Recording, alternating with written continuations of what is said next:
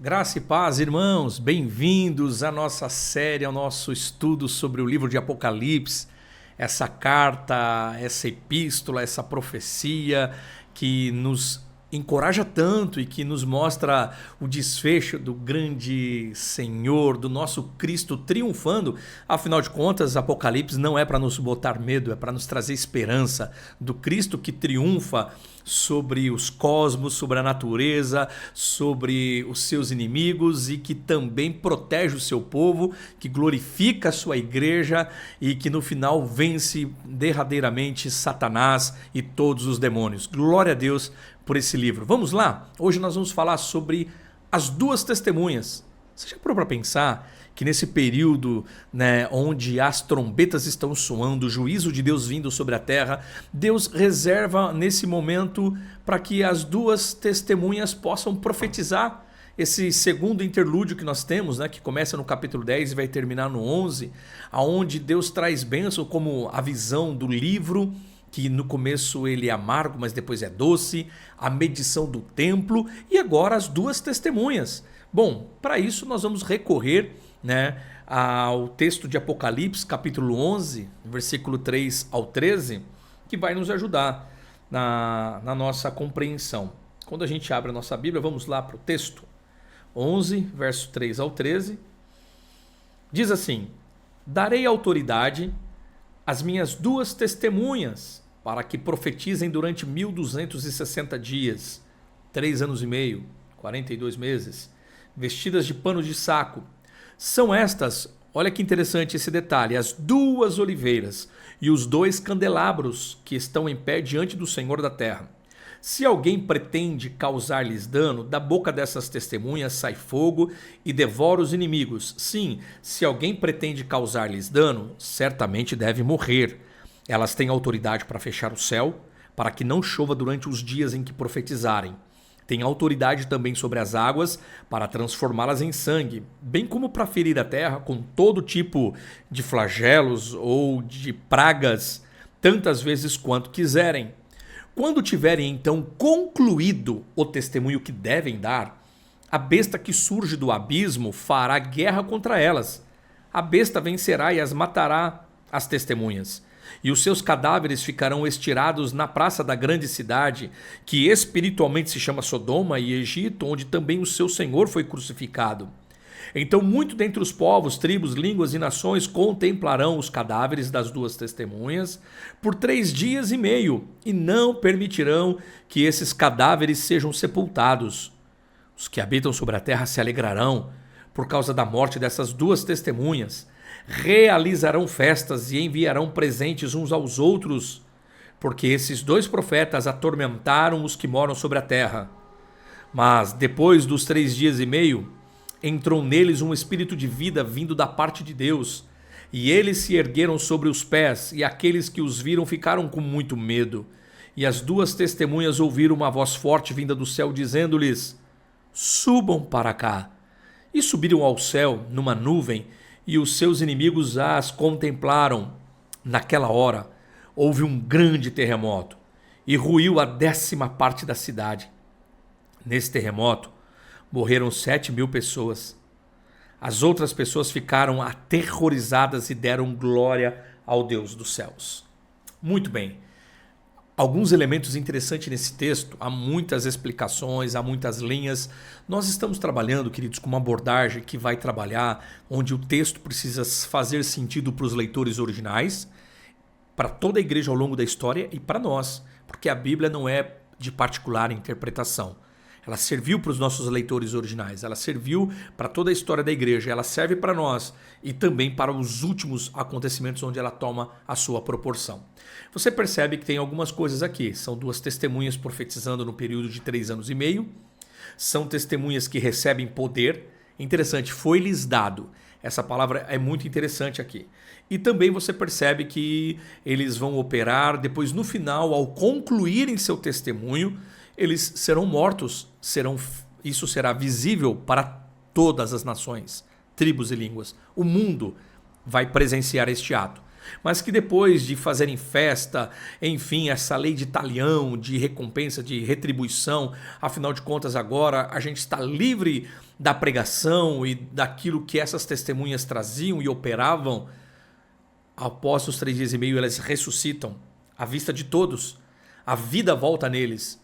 E aí então há um grande terremoto, e assim como nos dias de João, que a gente vê que exatamente a população dos dias de João, esse número colocado aqui, quando fala de 7 mil, ou seja, era 70 mil pessoas que estavam ali nos dias de João.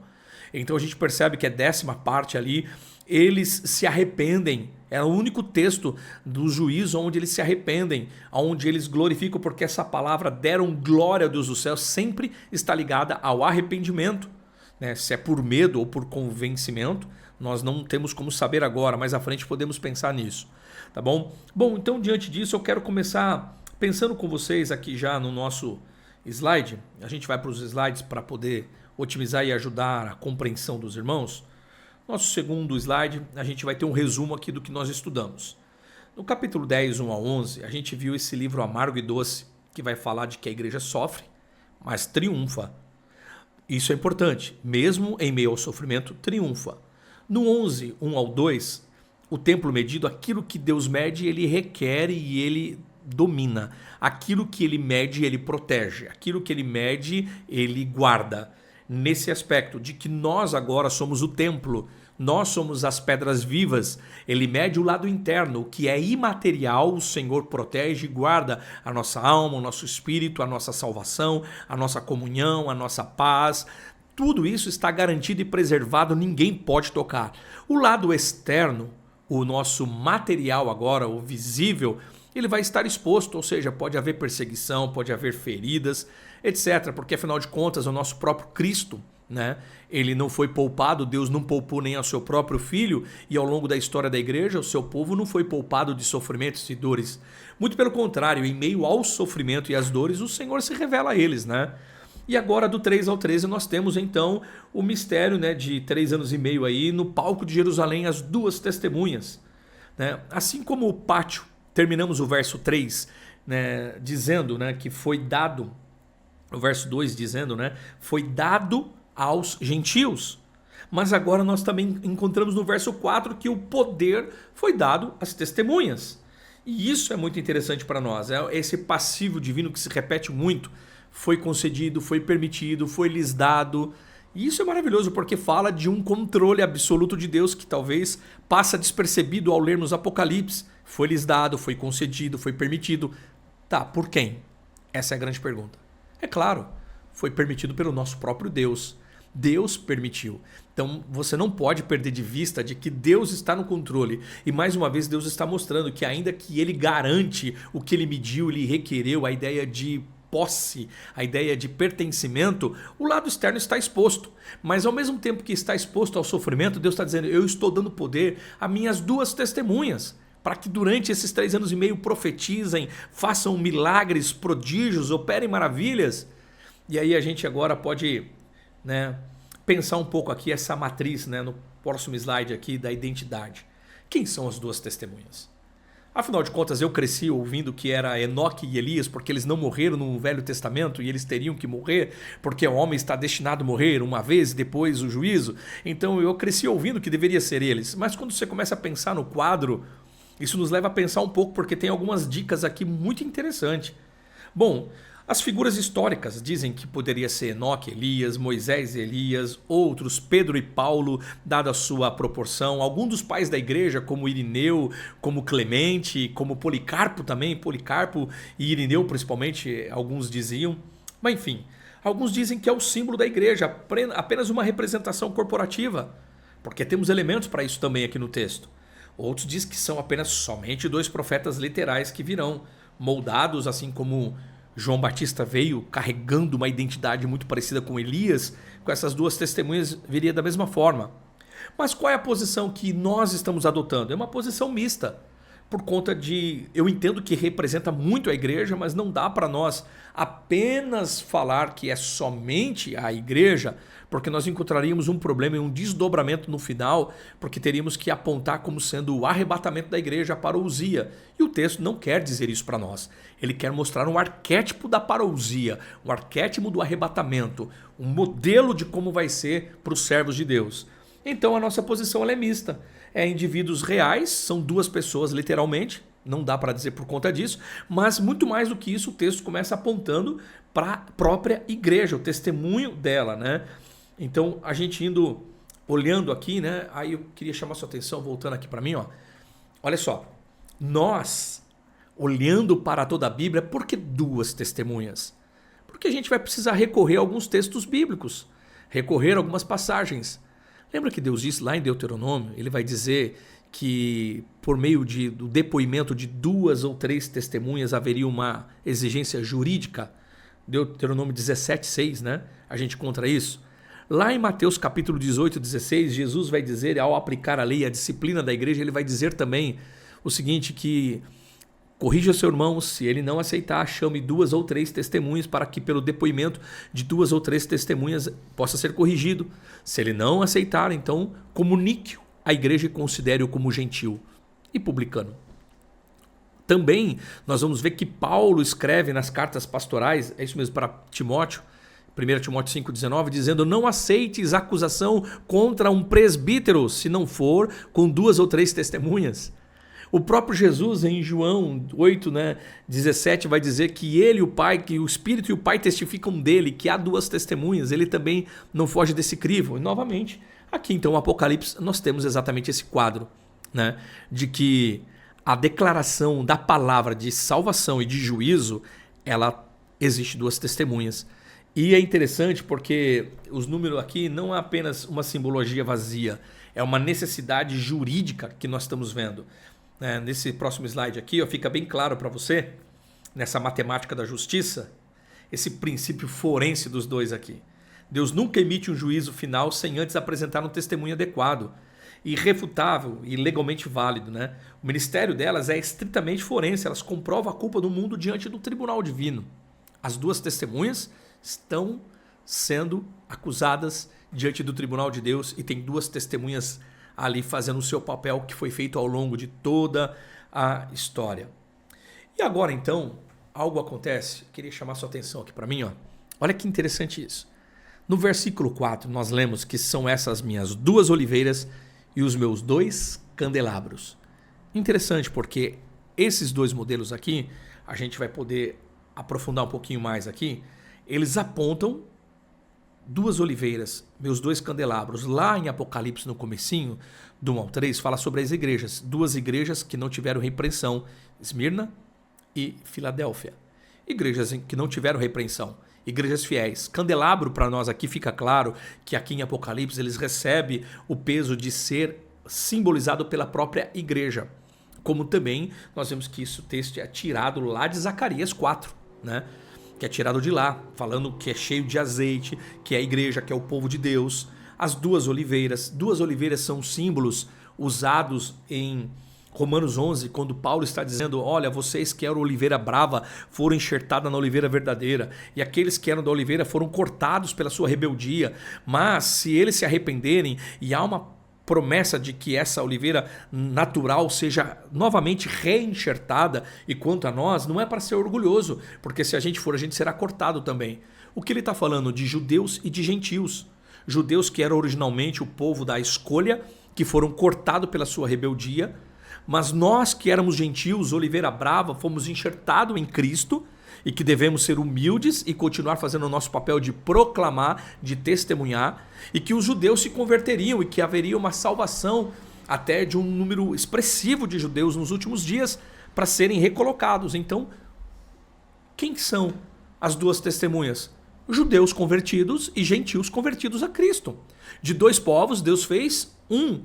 Deus não tem 2 noivas, Deus tem uma noiva composta de judeus convertidos e salvos, e de judeus convertidos e salvos. Essa é a promessa, as 2 casas de Israel, os 2 candeeiros, as 2 oliveiras, que testemunham, que professam, que tem o poder de proclamar, que foi dado à igreja. Anjos queriam isso, não receberam, foi dado a nós. Proclamar, ide por todo mundo, proclamai, anunciai. O ide, né, indo pelo mundo, vão proclamando o querigma, anunciar que Jesus Cristo foi morto, que ele foi sepultado, que ele ressuscitou e que ele ascendeu aos céus. Essa é a proclamação que nós devemos fazer. Anunciar as boas novas de Jesus. Esse é o papel da igreja, é o papel dos judeus que se convertem a Yeshua, a Hamashiach, a Cristo Jesus, o Messias. Então, esse é o nosso papel. Nesse símbolo, nesse slide aqui agora, que você tem a anatomia do simbolismo, né, desse verso 4, fica claro, falando sobre isso, como disse aos irmãos. Né, ainda que Zacarias fazia uma alusão ao período, né, que Josué era o sacerdote da época e a Zorobabel, que era o rei. Então, como sacerdote, ele tinha o papel da proclamação e que Zorobabel tinha o papel do juízo como rei. Ungidos pelo mesmo Espírito para reconstruir ali o templo. Então está apontando para nós, assim como essa imagem que você tem agora aí, ó, as duas oliveiras com dois candelabros, de dois povos Deus fez um. Então essas duas testemunhas exercem simultaneamente função sacerdotal e também de juízo. Elas estão diante do Senhor, né, diante da face do Senhor da terra, indicando autoridade global. Não é interessante isso? Bom, pensando um pouquinho agora comigo, olha que interessante essas duas testemunhas. A gente já praticamente temos aqui um desfecho, uma conclusão de quem são então. Já estou adiantando aqui contigo, de que as duas testemunhas representam a igreja, representam o povo de Deus que tem essa proclamação. Mas a seguir, a gente vai encontrar aqui agora no verso 5 para frente, né, um pouco mais de apontamento que nos dias da sua profecia eles teriam poder de fazer cessar a chuva, teriam poder de fazer a água se tornar em sangue. Características, não está dizendo que é a pessoa, mas que teriam poder nos dias da sua profecia. E a gente percebe que aqui é o poder de Elias. No próximo slide agora, no ato 1 aqui, esse ministério profético e o poder, você percebe que Elias ele pôde fechar os céus. Né, lá no texto de 1 Reis, no capítulo 17 e 18, fala que foi 3 anos. Mas Tiago, capítulo 5, verso 17, vai dizer que foi 3 anos e meio. Né, arredondando para nos dar essa ideia. Um tempo de seca, que também sai fogo da boca. Né, o fogo aqui na ideia de uma metáfora bíblica. Né, como Jeremias diz que as minhas palavras serão como fogo na tua boca. Né, trazendo essa ideia de juízo, que condena, mas que também destrói essa proclamação. Né? E também a gente vê o outro, que é o poder que Deus deu a Moisés, está lá em Êxodo nas pragas do Egito, que a água é transformada em sangue, que ele feriu a terra com pragas e as testemunhas poderiam ferir a terra com tantos flagelos, flagelo também dá ideia de praga, quando quiserem. Né? Então, para Roma, né, esse novo Egito, as rotas marítimas elas eram vitais. Sangue significa morte do comércio. As pragas provocam a impotência dos deuses terrenos. Então, voltando agora, aqui a gente pode pensar um pouquinho. Então nós temos aqui um apontamento, tal qual a gente tem que pensar nessa perspectiva do sentido profético.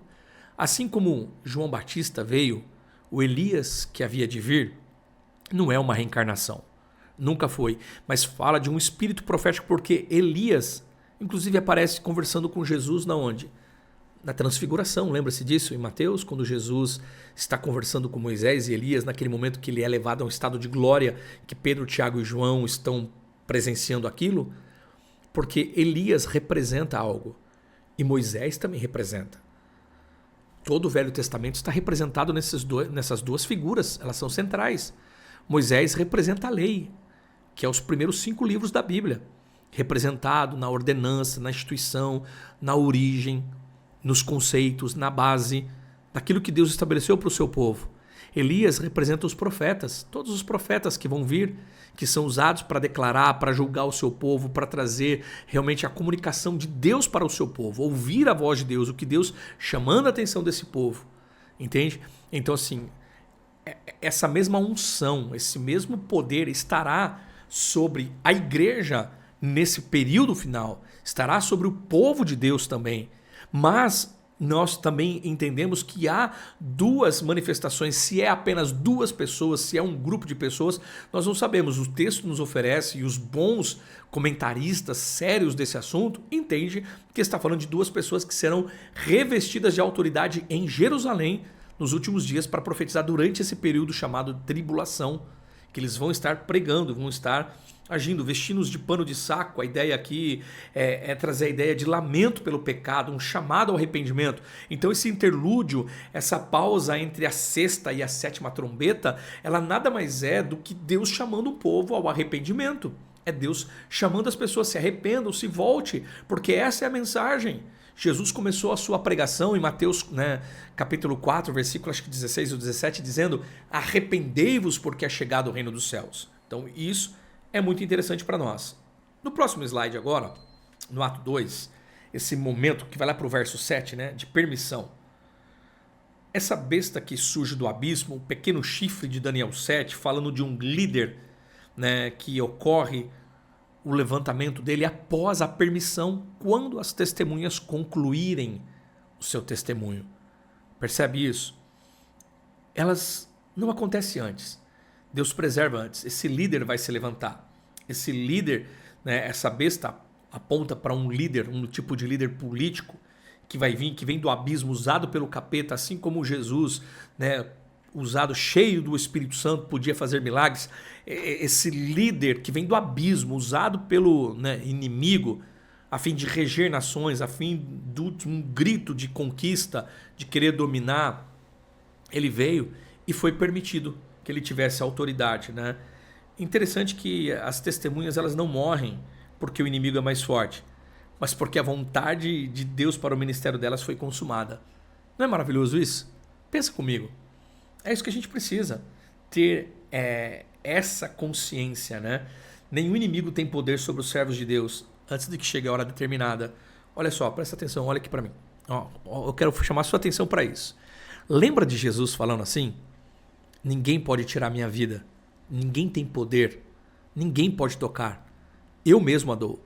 Ou seja, ninguém pôde prender Jesus, ninguém pôde tocar em Jesus enquanto não chegou a hora, se não fora permitido. Lembra de quando aquele líder político dizendo: eu tenho poder para te soltar e prender? Jesus diz para ele: você não tem nada se do céu não for concedido, nenhuma autoridade você tem se primeiro não for concedido. O que isso nos mostra? For concedido. Jesus deu uma dica: for concedido. Agora aqui em Apocalipse foi concedido poder a elas, foi permitido que a besta as matasse e as vencesse. Percebe que tudo passa por um controle. Deus cumpriu o seu papel. A morte não é um fim aqui. Para aquela igreja, nos dias de João, isso para eles é o seguinte: nossos irmãos estão morrendo, nossos pais estão morrendo, todos os apóstolos já morreram, irmãos sérios que creem no Senhor estão sendo torturados por imperadores. Ou seja, nada pode acontecer se primeiro não for permitido. Mas saiba que a morte não é um fim. Pelo contrário, essa morte, esse martírio, o sofrimento vai fazer com que Deus possa operar e se manifestar a sua glória, de maneira que ele está vindicando a oração daquelas almas que oram e choram debaixo do altar, no sentido: até quando, Senhor? Deus está dizendo: agora está chegando o momento de um basta, que eu vou trazer juízo. E você vai ver na sétima trombeta Deus dizendo que está por vir, acontecendo, chegou um momento. E isso é maravilhoso, gente. Indo para o próximo versículo, e aqui a gente tem esse mapa da grande cidade. No próximo slide a gente encontra aqui esse mapa ontológico da grande cidade. É citado Sodoma, Egito, cidade onde o nosso Cristo foi crucificado, e a grande meretriz, ou Roma. Por que essas cidades? São símbolos, não é apenas um local geográfico. Aqui você consegue entender Sodoma, a ideia do limite, o lugar onde há um limite do pecado e da depravação que Deus interviu na história. Egito, aquele arquétipo de um lugar que oprime, que prende o povo de Deus. Jerusalém, aquele lugar que era uma cidade escolhida que agora perdeu isso, porque rejeitou o Messias. E agora há uma nova Jerusalém, que mais à frente a gente vai ver que essa Jerusalém agora, ela perdeu o seu papel. E que Roma é o império que persegue, que mata, que faz com que os servos de Deus sofram. Então, o que nós entendemos agora? que essa grande cidade não é meramente um local, mas é uma definição, né, que representa a metrópole, um império, um grande sistema de autossuficiência que rejeita a Jesus e que se opõe à sua igreja. Você percebe isso? Como isso para nós é importante? Voltarmos a esse caminho, entender que Deus traz juízo sobre todas essas questões. E a gente avançando agora, o povo está comemorando. O povo está comemorando, trocando presentes. Afinal de contas, essas testemunhas que denunciavam o nosso pecado, esse povo chato que falava que o que a gente faz está errado, esse povo que acredita em valores retrógrados, ultrapassado, esse povo, enfim, que vai trazendo um monte de coisas, eles nos oprimem. É como o Salmo 2, lancemos mão das suas algemas, né? Somos livres para fazer o que bem queremos, para pecar à vontade. Eles estão celebrando, esse povo não vai mais denunciar, esses homens que faziam coisas que davam medo foram mortos e vencidos, acabou o fim deles, eles estão fazendo isso, né? Eles estão durante 3 dias e meio de celebração macabra. A gente percebe que há um insulto supremo. Deixar os corpos sem ser sepultado, para aquela cultura antiga, irmãos, né, como o Salmo 79, do 1 ao 3, vai falar da profanação. É terrível. No livro de Provérbios diz ainda que um homem viva 100 anos, se não tiver sepultura, é pior do que aborto, se não tiver um enterro digno. Assim como o falso Purim. Lá no Purim, no livro de Esther, eles trocaram festa porque foram livres. Aqui não. Aqui o povo está copiando o Purim. Aqui eles trocam presente porque aquele povo que pregava a verdade, que denunciava o pecado, que proclamava as boas novas, agora foi calado na representação dessas 2 testemunhas que foi morta diante de todo mundo. Ou seja, aparentemente parece que foi vencido. Aparentemente parece que eles não estavam tão certos assim, porque o próprio líder político, essa besta que surge do abismo, consegue calá-los. Acabou. Estamos livres das suas opressões, estamos livres do seu moralismo, estamos livres das suas proclamações e verdades que apontam para nós. Estamos livres. Então, diante de tudo isso, a gente percebe que essa lei que opera e que traz sobre eles esse momento de, né, que eles celebram porque estavam sendo atormentados com essas verdades. A mesma palavra é usada em Apocalipse 14:11 para descrever o juízo eterno sobre os ímpios. E é nisso que nós nos apoiamos. O povo está celebrando esse povo que estava denunciando, que estava incomodando. E é nesse momento, nessa lei, eles celebram porque as testemunhas os atormentavam com verdade. Porém, essa alegria era uma alegria ilusória. A mesma palavra aqui que é usada em Apocalipse 14:11 para descrever o juízo eterno sobre estes mesmos ímpios, né?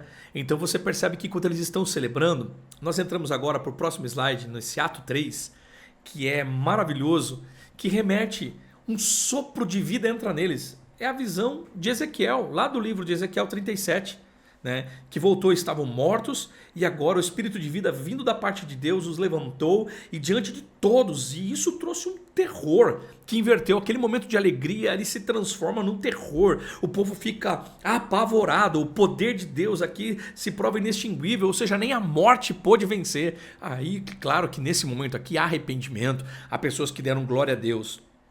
Amados, deixa eu só voltar com você aqui um pouquinho. É interessante a gente pensar em algo aqui, ó.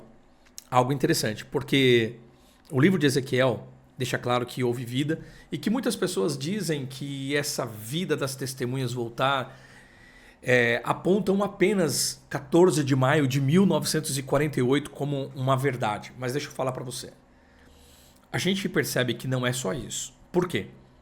Porque o povo de Deus ele recebe vida quando Ciro, né, o rei da Pérsia, dá uma carta para o povo de Deus voltar e começar a reconstruir, que vai começando em partes, depois em Esdras e Neemias, eles reconstroem. Então você percebe que a vida está voltando, é essa a promessa.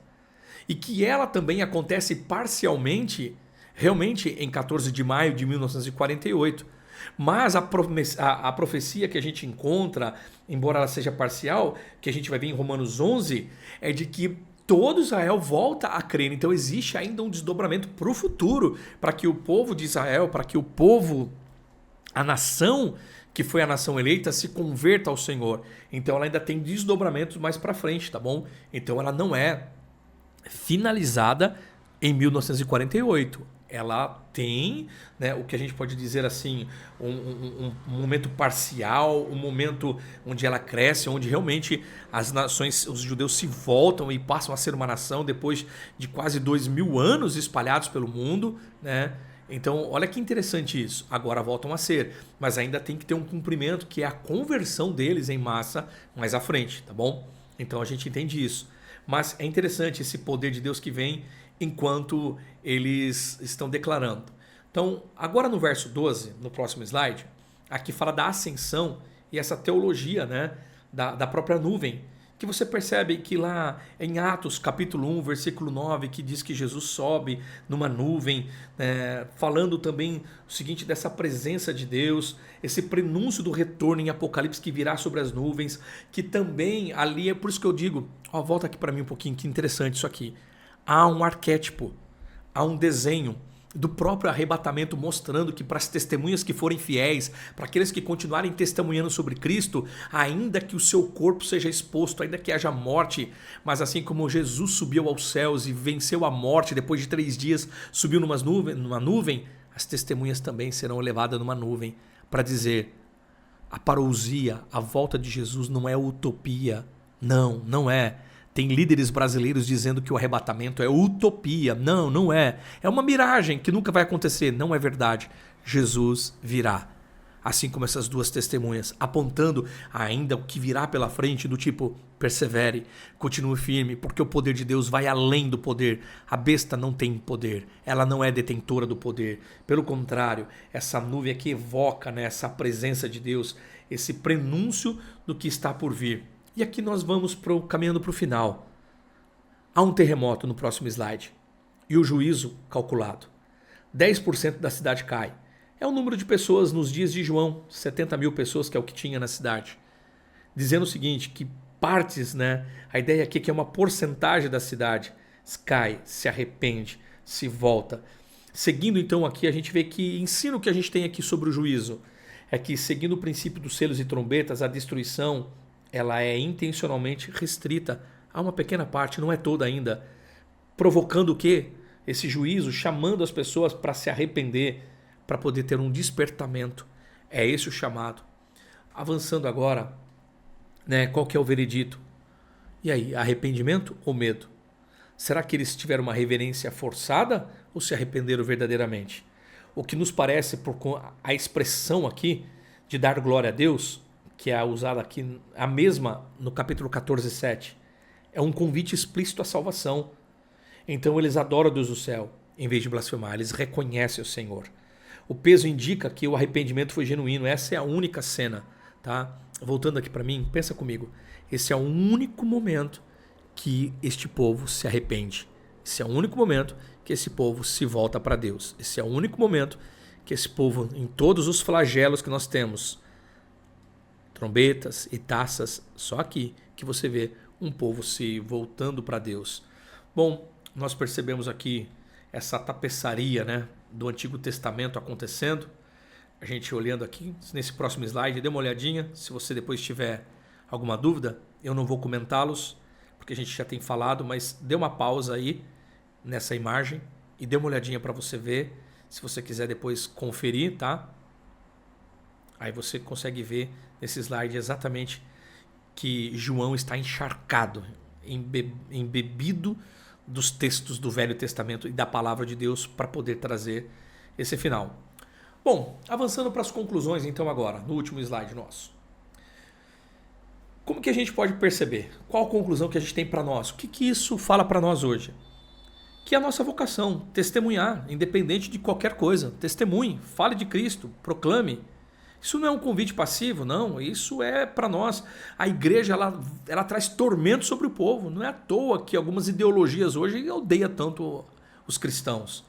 A identificação, esse imitatio Christi, né, que a gente tem aqui, o sofrimento não é acidente ou fracasso. Não. A cruz, irmãos, vem antes da coroa. A gente canta uma canção, ó. Você lembra daquele hino? Até por uma coroa a trocar. A gente canta, né?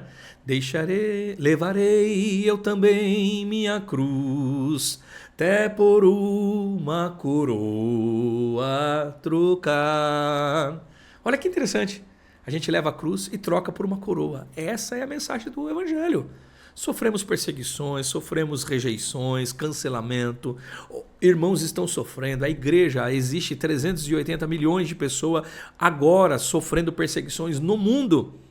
Mas a ideia é, fica firme, porque o sopro de vida voltará e o Senhor triunfará. A morte não pode deter, não pode parar. E qual o propósito? O propósito é que o terror físico não alcançou, no 9:20. O martírio alcança.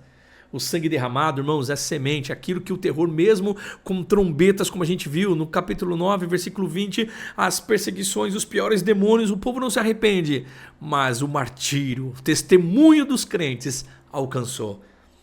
Já dizia os pais da igreja, o sangue dos mártires são sementes. É isso, tá bom? Então a pergunta que o Apocalipse nos faz aqui não é como evitar perseguição, não. Como manter a fidelidade do testemunho até o fim. Que nós possamos manter, esse é o nosso papel. Somos chamados a ser testemunha de Jesus. Somos o gentil, oliveira brava, enxertada na oliveira verdadeira que é Jesus.